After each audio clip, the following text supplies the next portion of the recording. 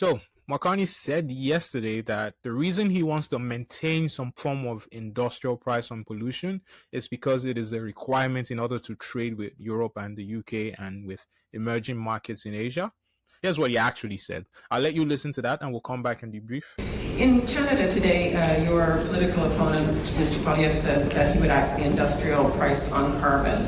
And I'd like to understand from you if you think that at this time, with all the threats against many of our big mainstay industries, which also are large emitters, if you think that your plan to tax them remains a viable and publicly supported plan. Yeah. So our plan, and in fact the regime that's in place in Canada, and a variant of this regime is in place. There are some variances, Tonda, between the provinces, but a variant of this linked to California is in place with Quebec and British Columbia, is to have a form of price for the largest, on carbon, for the largest emitters, said differently, the largest polluters.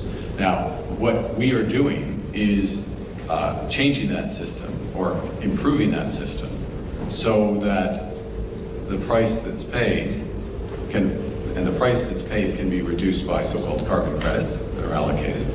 We're adding additional ones. We will be adding additional ones that ensure that the polluters are paying so that Canadians can receive support to reduce their own emissions. So it's a more efficient system. It works better for the large polluters. It works better for Canadians, and it also is a system that recognizes the new trading reality.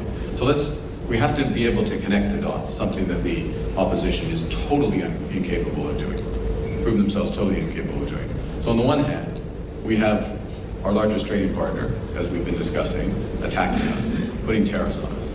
On the other hand, we have the opportunity to diversify trade. Guess what one of the requirements is to diversify trade to the European Union? Guess what one of the requirements is to diversify trade to the United Kingdom? Guess what one of the requirements will be to diversify trade to emerging Asia? Is to have a form of price on carbon. So we are able to think one step ahead. We're able to go out and see the world. We're able to help Canadian companies prepare. And you know what's going to happen? 5 years, 10 years from now, if I have the pleasure of being in front of you, you'll be asking me the question, if we didn't do this, if we didn't help our companies get more prepared, the Americans are going to start caring about this again. They have elections every 4 years. They cared a great deal about this 3 months ago. Now all of a sudden they don't care about it. They're going to care about it again. We have an enormous opportunity here. Okay, honestly, I hadn't thought about this until he mentioned it yesterday, so I looked it up so you don't have to. Here's the truth, yeah? He's not wrong. The EU has implemented something called the Carbon Border Adjustment Mechanism, CBAM for short. They introduced that in 2023. The CBAM imposes a carbon price on imports of carbon-intensive goods from countries with less stringent emissions regulations. This includes sectors like cement, iron and steel, aluminum, fertilizer, electricity, and hydrogen. For Canadian exporters, what this means is that if their goods fall under these categories, they will need to account for the carbon content of their products and purchase CBAM certificates to offset that, right?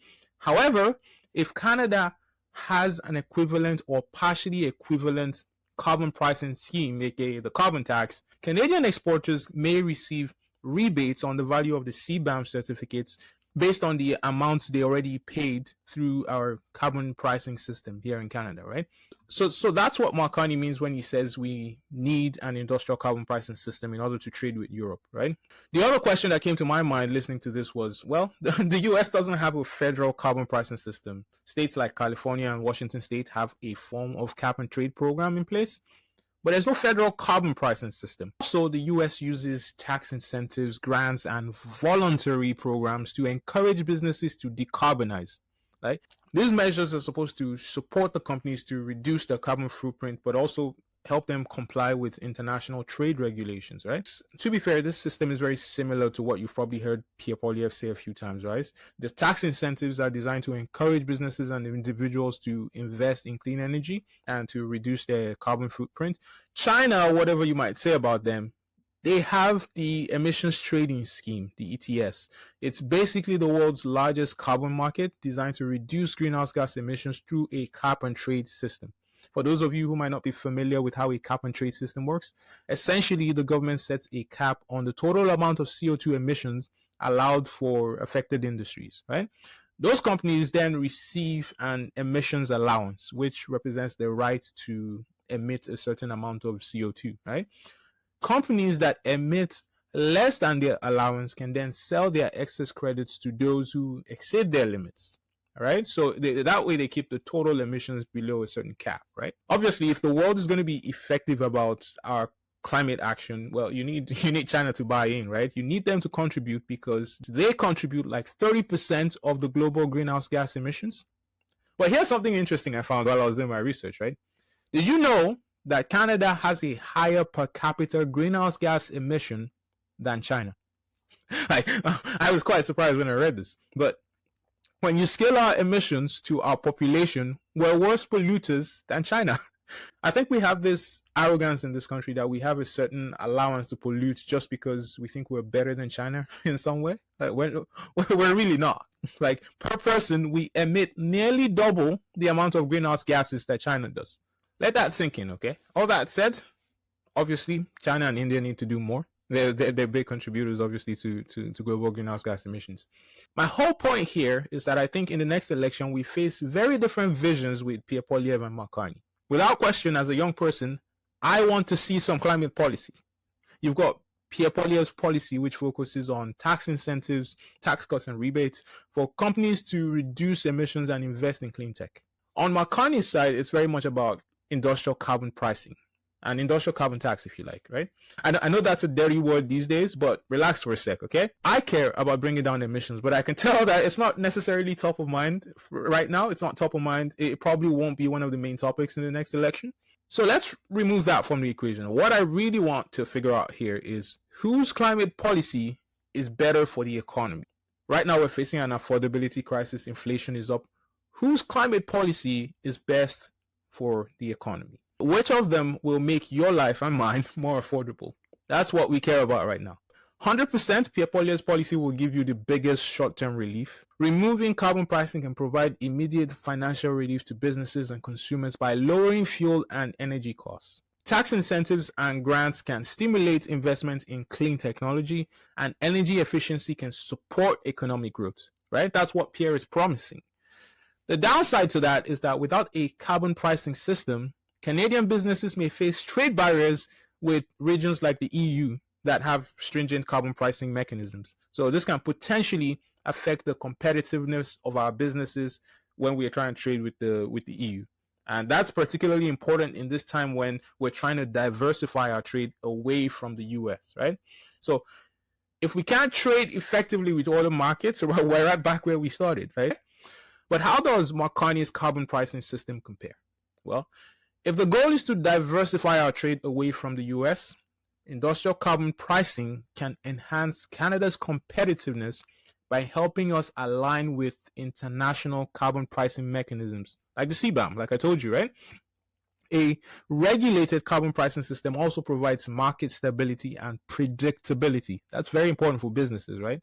So this is beneficial for allowing businesses to plan long-term, right? To plan long-term investments. The downside of Mark Carney's carbon pricing policy here is that implementing carbon pricing can increase operational costs. That's the fear we all have, right?